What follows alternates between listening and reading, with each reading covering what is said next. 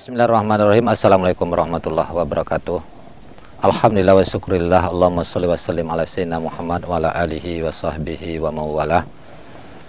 Allahumma sholli wa sallim ala sayyidina Muhammad wa ala alihi wa sahbihi ajma'in. Bismillahirrahmanirrahim. Asyhadu an la ilaha illallah wa asyhadu anna Muhammadar Rasulullah. Secara adat dan budaya kita di alam Andiko atau di alam para candikia leluhur kita pada masa lampau, yang banyak disaring, tidak berapa yang banyak disaring dan juga tidak banyak tercoreng dalam di saat menerima ajaran Islam dan agama Islam. Nah, contoh salah satu sorak bakato adat mamakai. Sebelum sorak bakato adat olah mamakai, berarti tatanan-tatanan yang telah dikembang yang dididik kembangkan oleh para kedatuan kita pada masa lampau, dalam artiannya pada masa berkembangnya ajaran Dharma atau Budi Mulia, rupanya tatanan-tatanan pola masyarakat kita dalam kedatuan itu betul-betul sudah membumi atau mengalam. Salah satu contohnya alam tokombang jadi guru. Di alam tokombang jadi guru, itu sebuah kalimat yang sangat sakral, mempunyai banyak makna dan pengertian, baik itu secara agama apapun atau secara fikir, secara pemikiran. Nah, di sini di alam Andiko, Andiko alam. Alam Andiko alam. Itu kalau sempat diurai ya kira-kira bagaimana tuh? Alam Andiko alam. Kemudian belakangan disebut alam Minang alam, atau ya terakhir disebut Minangkabau, alam Minangkabau. Nah, daerah sana, daerah bagian selatan, alam Minangkabau alam, alam Melayu alam. Itu berawal dari jauh sebelum ajaran Nabi Muhammad SAW. Itu para pengantar ilmu pengetahuan Domo, jauh sebelum terlahirnya Mahayana dan Hinayana. Inilah yang leluhur kita terapkan yang paling utama. Nah, alam sebenarnya tata ruang. Alam sebenarnya adalah wadah. Alam itu wadah. Wadah kita beradat, berbudaya. Wadah kita berpikir dan berusaha. Nah, kita sebenarnya dilahirkan di alam. Kemudian nanti dimatikan lagi di alam. Dinyatakan kita ke alam. Ke alam nyata ini. Besok kita ditiadakan lagi. Juga dari sini lagi ke sana. Tempat datang dan pergi. Tempat datang dan pergi. Wadah, tempat. Nah, makanya bagian alam Andiko itu ya, bahasanya kita sebutlah air, api, angin, tanah. Nah, makanya disebut itu adalah tanah air Ibu Fartiwi. Nah, Fartiwi inilah sebutan bunda kita pada masa lampau. Nah, belum terlahir lagi ajaran Hindu, belum Mahayana, belum lagi terlahir ajaran Hinayana, juga sudah disebut dengan Ibu Fartiwi. Nah, ibu kita di alam, alam ini ibu, ya, gitu. Nah, contohnya sebagai ibu, silakan dimaknakan bagaimana sifat bumi dibandingkan sifat air, api, angin, tanah. Air, api, angin. Yang bumi bagaimana? Seperti apapun kita kejamnya pada dia tetap tidak melawan dan tidak mengusik kita. Nah, tapi kalau kita sudah melampaui batas, dia bicara, semuanya tenggelam. Jadi dalam satu sisi makanya sayang kepada bumi bagaikan sayang kepada ibu, Supaya apa? Supaya dia jangan murka. Kalau dia murka, di mana lagi kita? Bertempat tinggal, ya, berjalan, buka usaha, berusaha, ya, berpikir, belajar. Nah, inilah di alam andiko, salah satunya ini diterapkan di bagian 1, yaitu di bagian pertama kali yang disebut dengan soko. Soko itu sebenarnya adalah ibu, itulah siompu. Setelah Islam, sebelum Islam ini disebut Bunda Dewi. Bunda Dewi ini diambil dari para putih.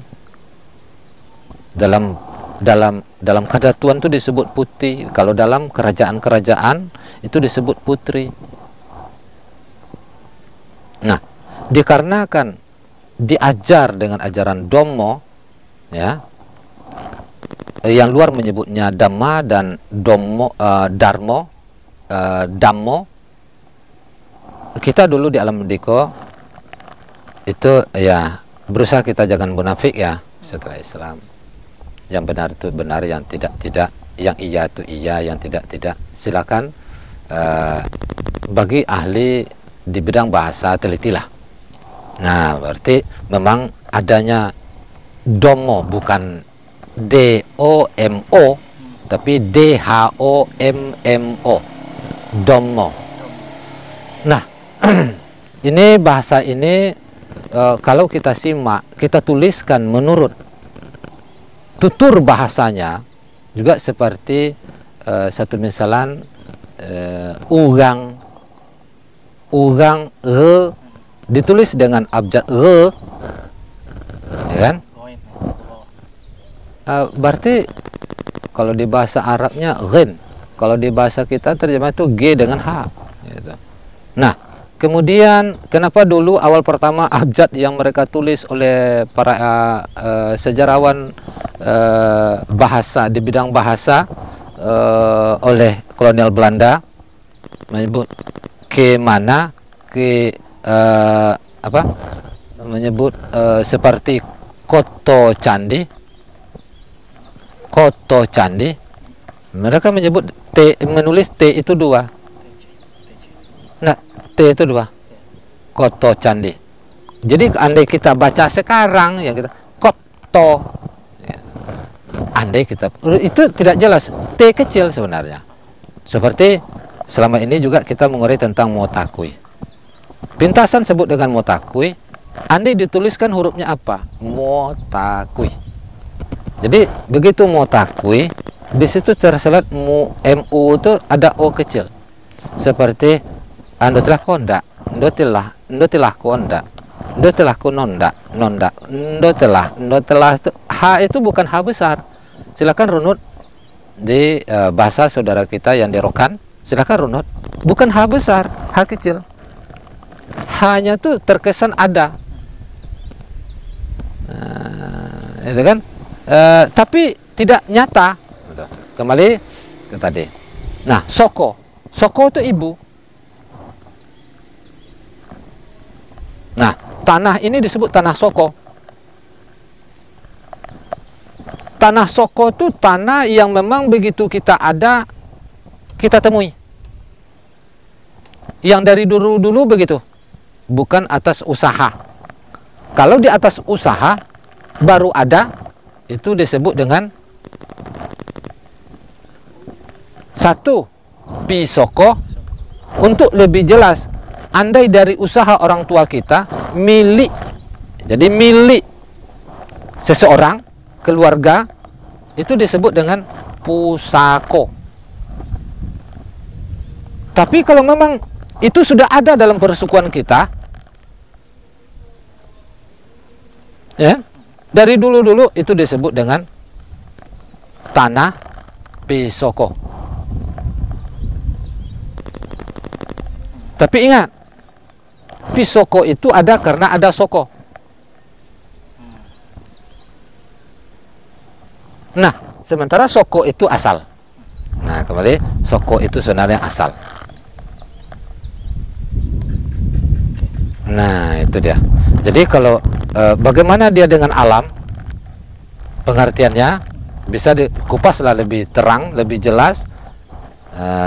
Alam soko, soko alam. Alam pisoko, pisoko alam. Alam pisoko, pisoko alam. Alam limbago, limbago alam. Jadi setiap tingkatan pemerintahannya, para datu kita dahulu dan sebelum Islam dan setelah Islam itu dipakai. Jadi yang bagian ini tidak boleh dibagi faraid. Ini bukan bagian faraid. Yang bagian faraid itu hak mutlak orang tua atau nenek. Nah, ini yang dihasilkan dengan usaha.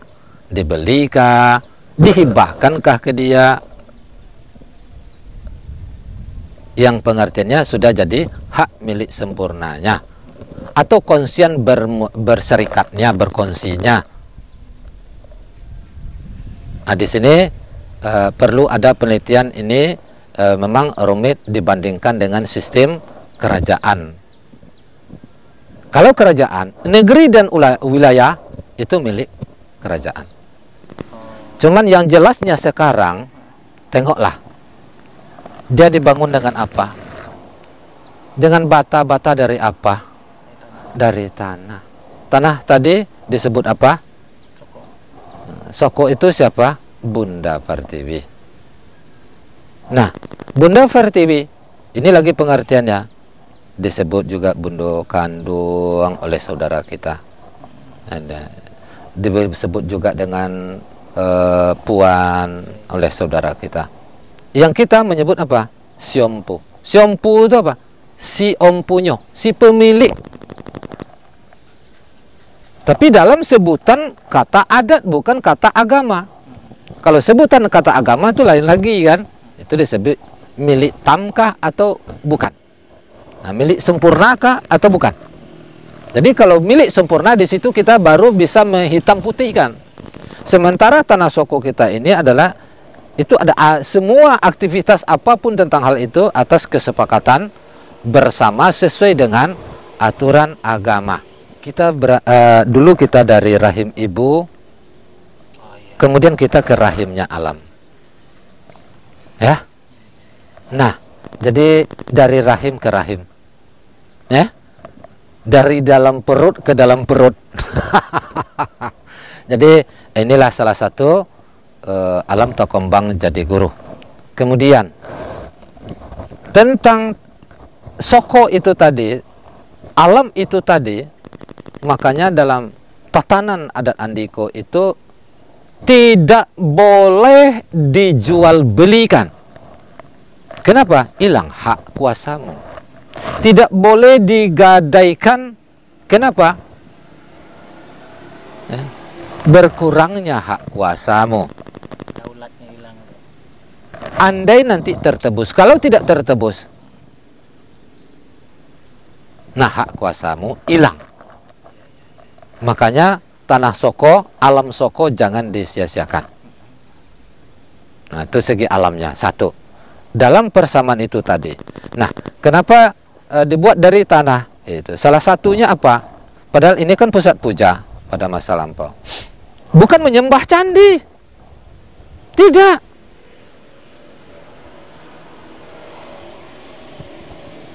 Ini sebuah bangunan saja untuk jadi pusat puja. Tapi dibuat dari tanah. Ya, memang kita di tanah, di bumi. Bukan di langit, bukan di air. Ya, bukan di api. Ya. Jadi setelah kita sampai ke alam ini, alam planet bumi ini, rupanya apapun ritual kita, ya, bumi tidak bisa ditidakkan. Apalagi beribadah yang sifatnya kita ritual terhadap Sang Pencipta. Aduh, memang kalau bukan di bumi ya di mana lagi? Hubungan manusia dan alam itu kayak ibu pintu masuk. Ibu. Jadi makanya dalam ritual pertama, kalau dalam ajaran Dharma itu samadhi itu, ya, samadhi diri setelah menembusi, mampu menguasai bersamadi diri, bersama diri. Kemudian tingkat yang kedua itu samadi alam. Nah, kita bersamadi dengan alam. Nah, kalau disingkatkan lagi, yang kita coba pelajari, pahami, analisa, pandanglah alam, dan setelah kamu mendapat hidayah memandang alam, pandanglah hakikatnya alam. Kamu akan kenal dengan Sang Pencipta alam. Nah, termasuk diri kita alam. Nah, bumi, nah ini tempat. Ini bagian dari alam. Jadi menyatulah dengan alam. Setelah menyatu dengan alam, ketahuilah alam. Setelah ketahui alam, coba menyatu dengan alam. Begitu bersahajanya dengan kita. Coba didalami lagi hakikat alam itu sendiri. Nah, makanya di dalam tatanan-tatanan ajaran pemahaman secara Islam, cuma dengan metodenya memakai bahasa Arab. Nah, situ sebut apa, bumi ini, air ini, api ini, angin ini. Itu semuanya sifat Sang Pencipta.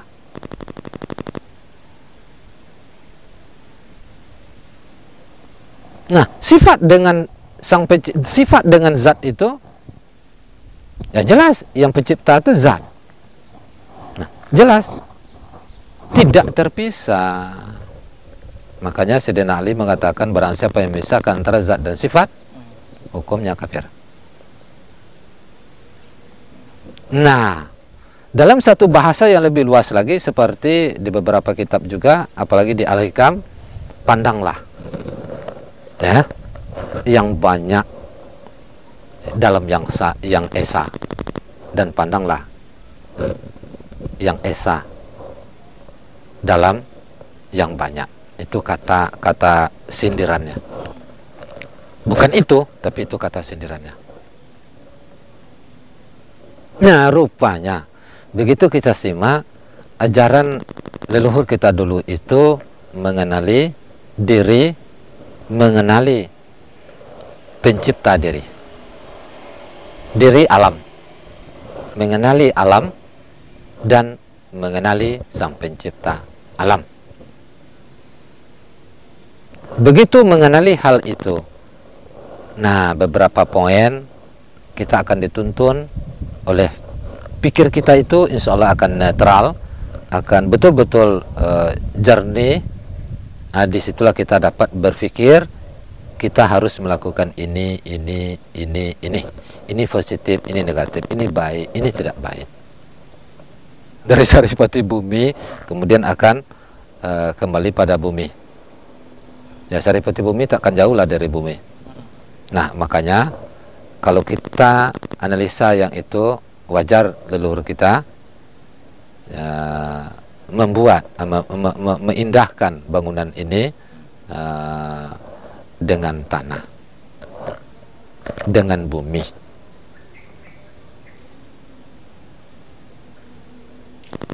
Kan bata dari tanah liat. Dan suatu saat juga hancur kembali lagi. Nah, itu dia. Itu Bahasanya. Apa salahnya dibuat aja lah logam, apa salahnya? Ya, toh dia udah bisa berubah. Ya, keris sudah bagus. Gamelan udah bagus. Kok tahu-tahunya ke tanah? Ya. Kok nggak imbang? Nah, ada maksud. ada maksud rupanya kita tidak bisa lepas, baik itu kita beradaptasi dengan di bumi ini dengan apapun, berbuat atau membuka usaha atau lahan, tidak bisa lepas dari alam, dari bumi, dari alam, dari soko. Begitu kita mengadakan pendekatan atau pengenalan terhadap Sang Pencipta, rupanya juga ibu ini nggak bisa ditinggalkan.